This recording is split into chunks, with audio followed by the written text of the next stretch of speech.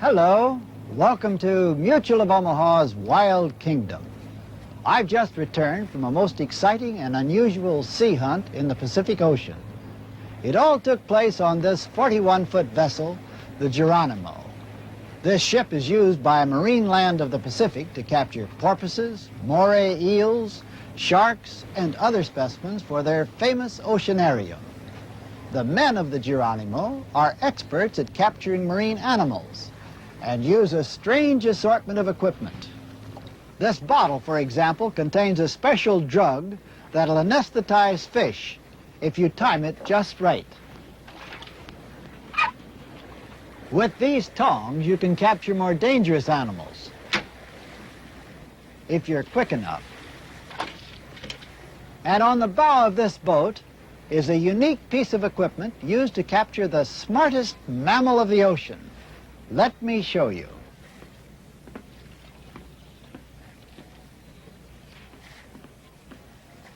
First, you get in this basket on the bow here. And if you know how to use this, a combination net lasso, you can catch a porpoise, Western style. It takes a little luck and lots of skill. Our adventure started when I arrived at the Marine Land Pier.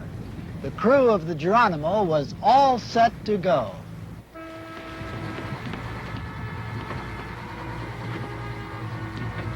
It's good to see old friends again. John Prescott, Marine Land's curator, and Captain Frank Brocato, Director of Collections. We get underway while Boots Calandrino, skipper of the Geronimo, is still saying howdy and head for the high seas.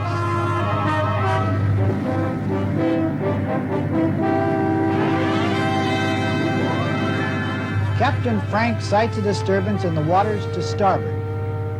Porpoises.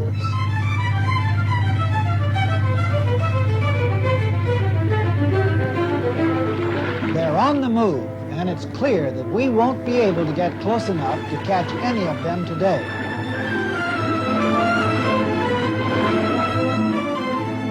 But there are other marine specimens to be caught, and the skipper knows just where to go looking for them.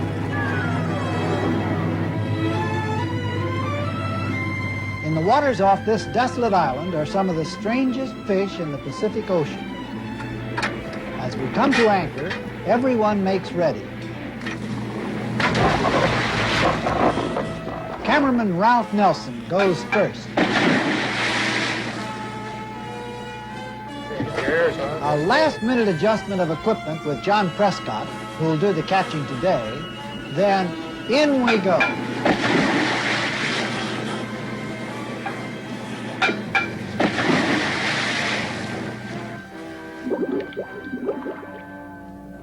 Every time one dives, it's a thrill, whether you've done it once or 100 times.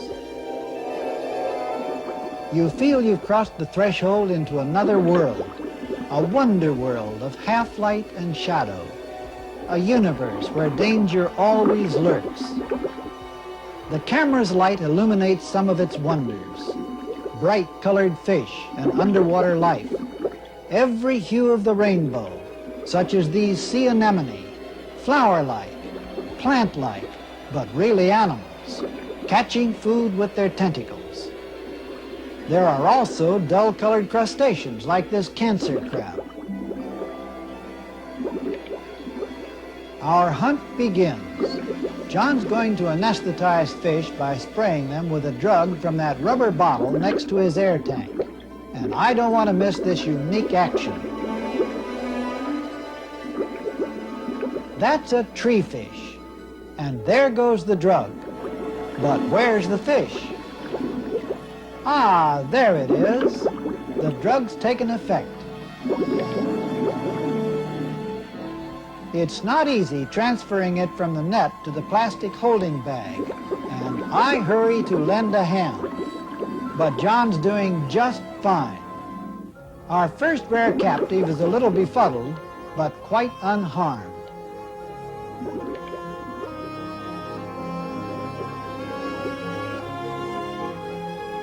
The hunt takes us deeper. The fish we're after live on the bottom, 12 fathoms below the surface. Next, a rare convict fish, trapped in the milky white drug. They suffer no hardship in the plastic bag because there's enough water in it for them to breathe comfortably.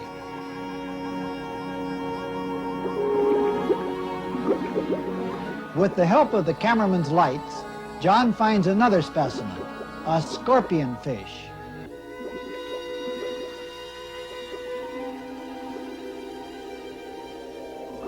While he's busy with it, I hurry back to the surface. He must be extra careful. One jab of those poisoned dorsal spines could paralyze him. I must get the equipment ready for the next capture while John completes this one. A whiff of air from his tank, close the bag, and it rises like a balloon to the surface.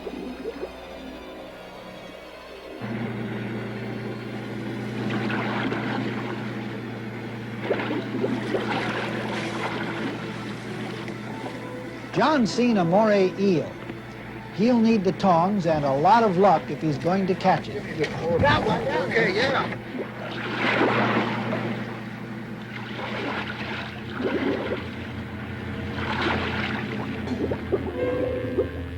Morays are vicious and can bite your hand off if you're not careful.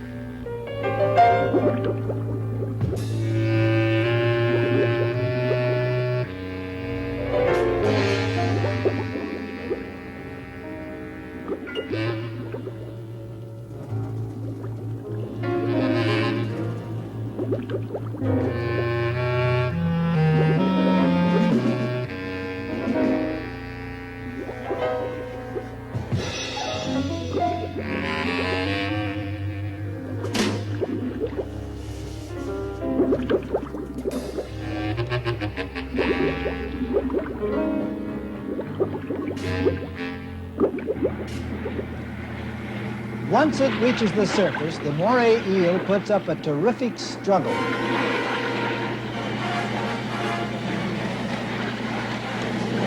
Transferring it isn't easy, but at last it's safe on board. This fighting moray is a great prize, but we still haven't caught the greatest prize of all, a porpoise.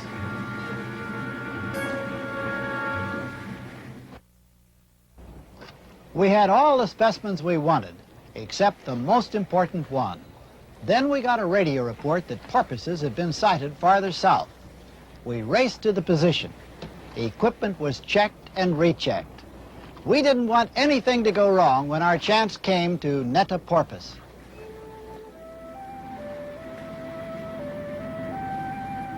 When the porpoise goes into this net and lasso at the end of the pole, the lasso tightens around its body so it can't escape. The way Boots Calandrino explains it, it sounds simple, but I'm sure it's not going to be quite so easy.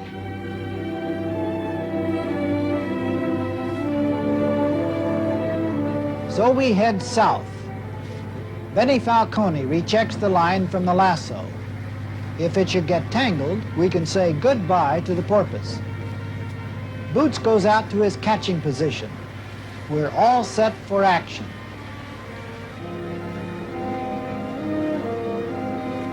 To the south, John Prescott in the helicopter is trailing the porpoises and radioing their position back to us so that we can intercept their course.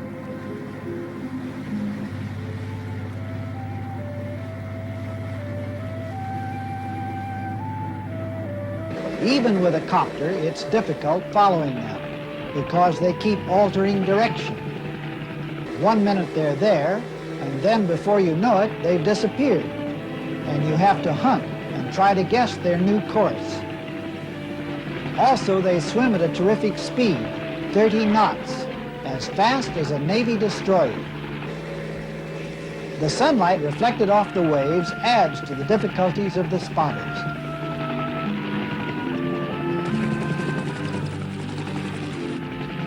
At last, the great school of porpoises nears a position where we can intercept them.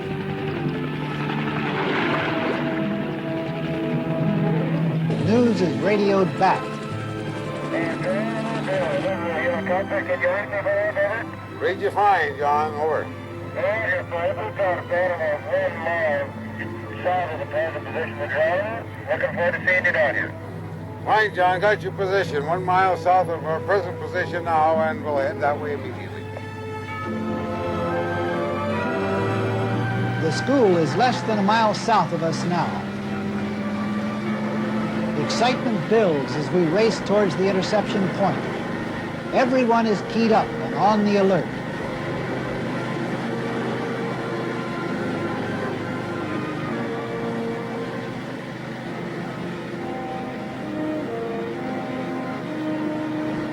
There they go.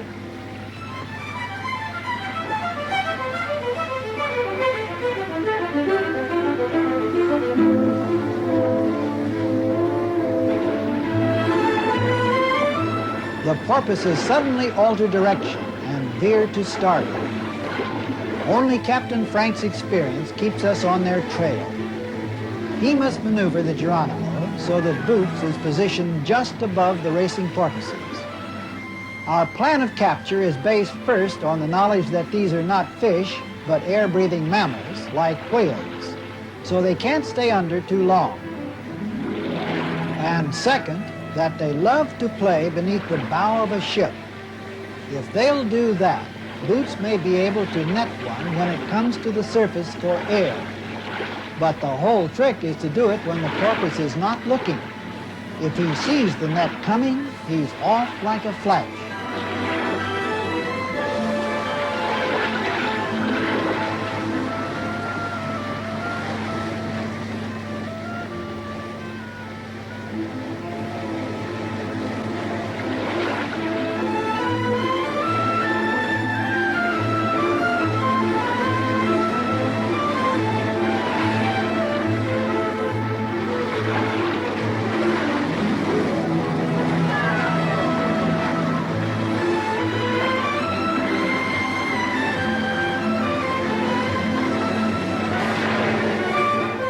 Boots didn't time it right.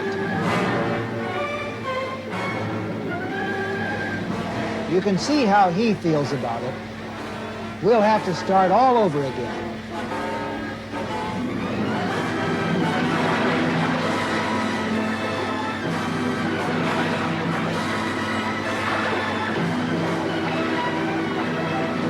These mammals hear well. They can see and they have a built-in echolocation sense, like a sonar system. They're exceptionally intelligent, so they certainly know they're being followed. But they're smart enough to keep an eye on Boots and stay just out of reach. It's almost as if they were teasing us.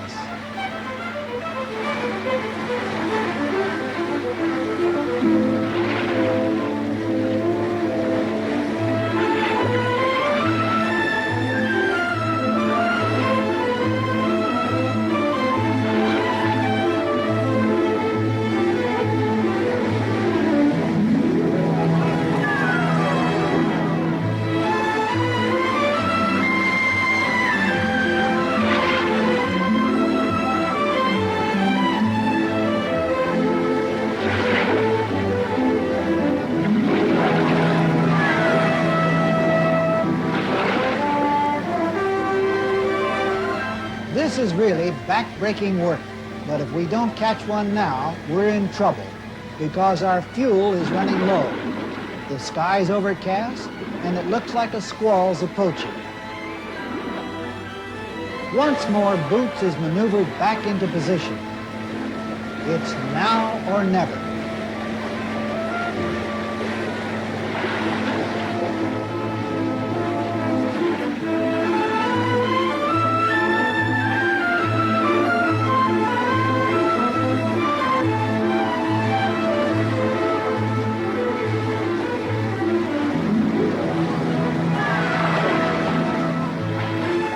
Come on, Boots, take a chance.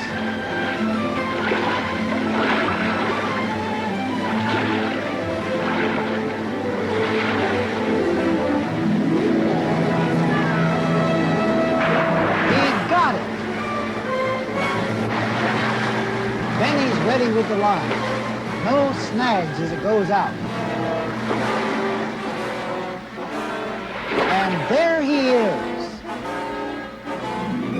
He's taking almost all our line. This is all we've got.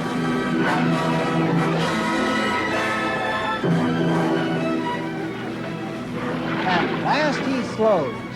The line's holding. We've roped a great big fighting porpoise.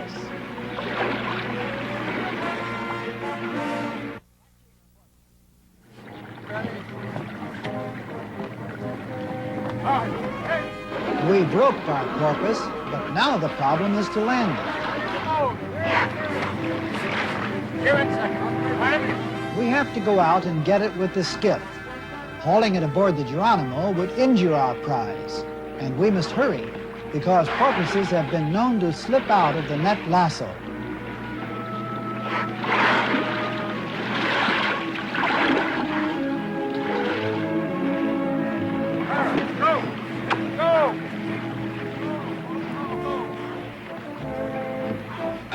Ralph Nelson goes underwater to film the capture.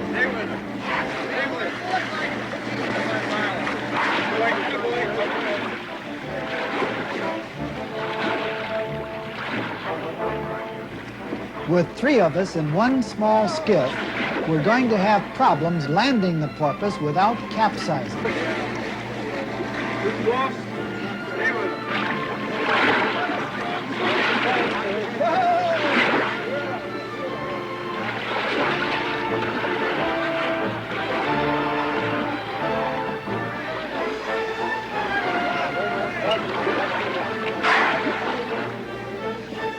He's putting up a terrific struggle. He's so strong, he pulls us around like a horse dragging a cart.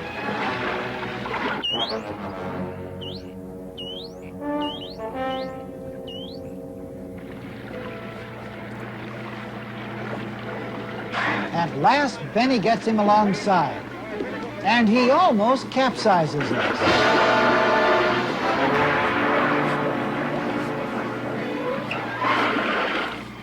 Luckily, Benny and I kept a hold of the line. Otherwise, we'd have lost him.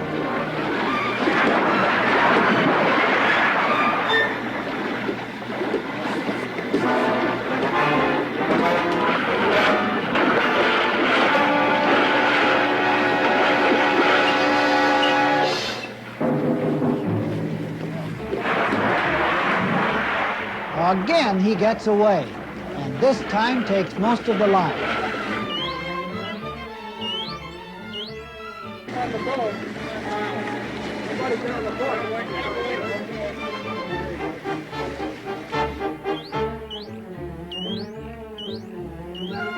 We have to start hauling him in all over again. He's pretty exhausted by now. The struggle's taken a lot out of him. But it's taken a lot out of us, too. Fighting a 200-pound porpoise can tax anyone's strength after a time.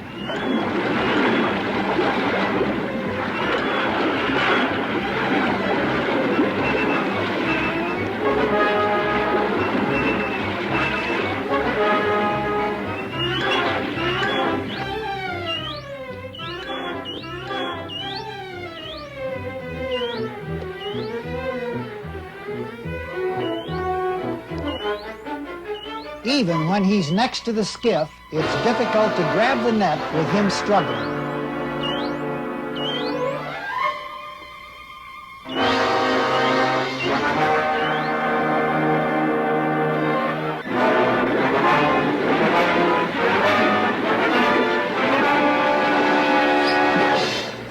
Finally, we land him. He put up some fight. Our prize is to be flown back to the mainland by helicopter.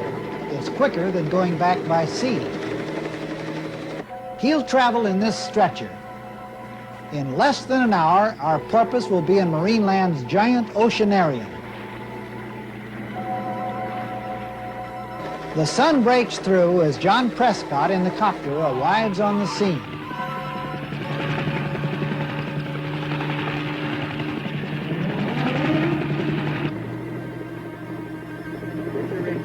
Hooking up the stretcher should be fairly easy.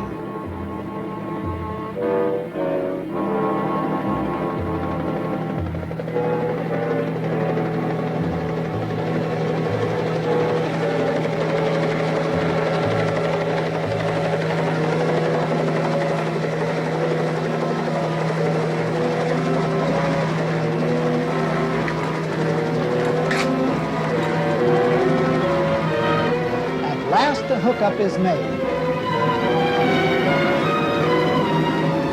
Our porpoise is safely airborne.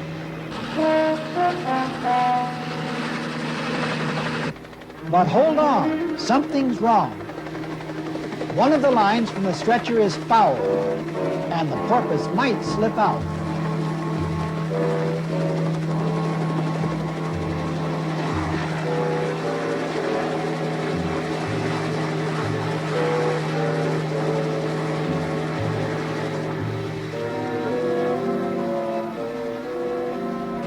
While John watches anxiously, we clear the line. And then, once again, our valuable cargo is hooked up, ready for its journey to the mainland.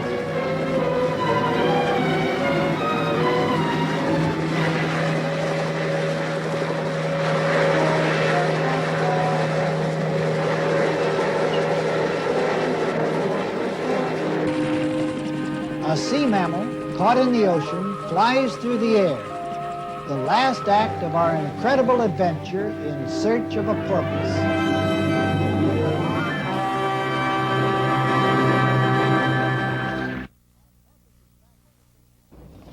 All the creatures we caught on the Geronimo were transported safely to marineland.